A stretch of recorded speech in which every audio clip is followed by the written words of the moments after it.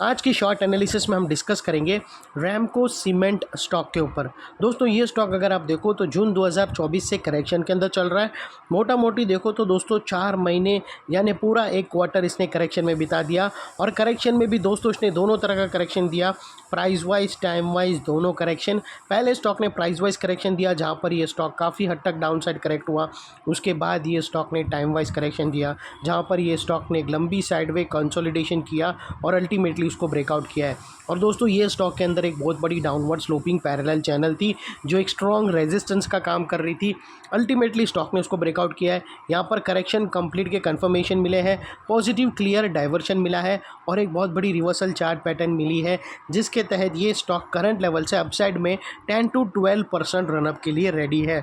लेकिन दोस्तों इसमें कोई भी हमारी बाय सेल होल्ड रिकमेंडेशन नहीं है, ये प्योरली एजुकेशन पर्पज से मैं अपना पॉइंट ऑफ व्यू आप लोगों के सामने शेयर कर रहा हूँ। कोई भी पोजीशन लेने से पहले अपने एडवाइज़र को एक बार ज़रूर कंसल्ट कर लेना। फ्रेंड्स आप लोग देख सकते हो कि ये वो टॉप था जहाँ से करेक्शन स्टार्ट हुआ था और यहाँ से कुछ इस तरह से downward sloping parallel channel stock के अंदर बनी। और जब तक स्टॉक ये डाउनवर्ड स्लोपिंग पैरेलल चैनल में था स्टॉक प्राइस वाइज करेक्शन होता गया और यहाँ पर back to back lower lows hit हुए। दोस्तों अगर आप देखो तो फर्स्ट लोअर लोज यहाँ पर हिट हुआ, सेकंड लोअर लोज यहाँ हिट हुआ और थर्ड लोअर लोज यहाँ हिट हुआ। और जैसे ही दोस्तों ये downward sloping parallel channel upside में ब्रेकआउट हुई, इसने मल्टीपल हायर हाइज को ब्रेक करके उसके अबाउ सस्टेन क्लोजिंग देकर कंफर्म कर दिया करेक्शन कंप्लीटेड। यहाँ पर दो बड़ी चीज़ एक साथ हमें मिली दोस्तों। पहला तो इसने डाउनवर्ड स्लोपिंग पैरेलल चैनल को अपसाइड में ब्रेक किया जिसके वजह से जो straight down side price wise correction आ रहा था वो अल्टीमेटली रुक गया। और सेकेंडली इसके अंदर जो back to back lower lows hit हो रहे थे वो स्टॉप होके उसके अगेंस्ट में first time higher highs register किया जो हमें कंफर्म करता है कि स्टॉक के अंदर बॉटम लग गई है, करेक्शन कंप्लीटेड, ट्रेंड इसका चेंज हो चुका है, करेक्शन का ट्रेंड बाई साइड की तरफ शिफ्ट हो चुका है। अनलेस एंड अनटिल यहाँ पर कोई नया लोअर लोज ना मिले या फिर पुराने लोअर लोज के नीचे क्लोजिंग ना मिले तब तक हम यही मानकर चलेंगे कि यहाँ पर बॉटम लग गई है और करेक्शन कंप्लीटेड। और दोस्तों बात कर लेते हैं यहाँ पर डाइवर्शन का। तो फ्रेंड्स अगर मैं आप लोगों को MACD डालकर दिखाऊँ तो आप लोगों को यहाँ पर पॉजिटिव क्लियर डाइवर्शन विटनेस होगा।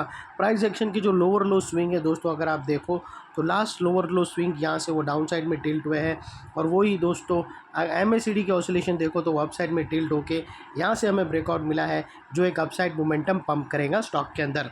और दोस्तों फाइनली बात कर लेते हैं यहाँ पर चार्ट पैटर्न की। तो दोस्तों अगर मैं आप लोगों को बताऊँ तो यहाँ पर हमें ज़बरदस्त ट्रायंगुलर चार्ट पैटर्न ब्रेकआउट होते हुए मिला है। दोस्तों अगर आप देखो तो यहाँ से कुछ हमें इस तरह से ट्रायंगुलर चार्ट पैटर्न ब्रेकआउट होते हुए मिलता है। और दोस्तों ये असेंडिंग ट्रायंगुलर चार्ट पैटर्न है और ये जो इनसाइड रेंज है दोस्तों ट्रायंगुलर चार्ट पैटर्न की ये तकरीबन 12% की है।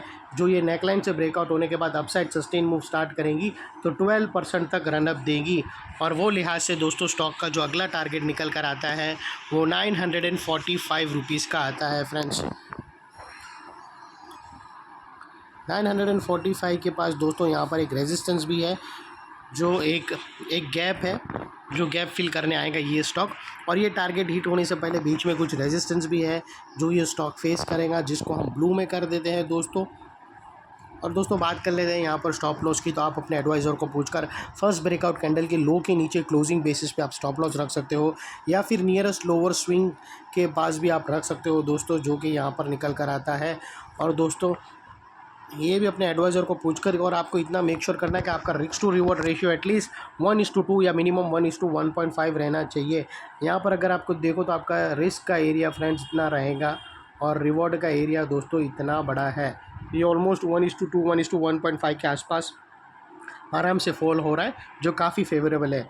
और सेकेंडली दोस्तों नेकलाइन के पास का ये एरिया बहुत ही इंपॉर्टेंट एरिया बनकर खड़ा है क्योंकि अगर आप देखो तो मल्टीपल पॉजिटिव फैक्टर्स यहाँ पर एक्शन में आते हुए मिले।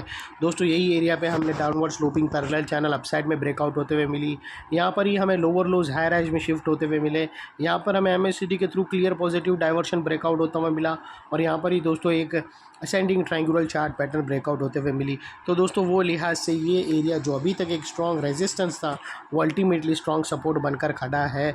और इन केस दोस्तों अगर स्टॉक टारगेट से पहले कहाँ पर भी सेलिंग प्रेशर फेस किया और वापस वो नेकलाइन को रीटेस्ट करने आया, तो दोस्तों रीटेस्ट के टाइम पे नेकलाइन का ये एरिया सामने आके एक स्ट्रॉन्ग सपोर्ट का काम करेगा और स्टॉक को इधर अपसाइड में पुश करेगा या साइडवे कंसोलिडेशन में।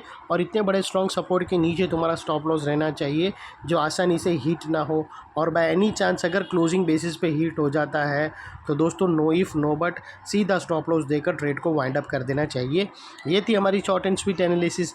अच्छी लगे तो प्लीज़ चैनल को लाइक शेयर सब्सक्राइब ज़रूर करना फ्रेंड्स। थैंक यू, जय हिंद।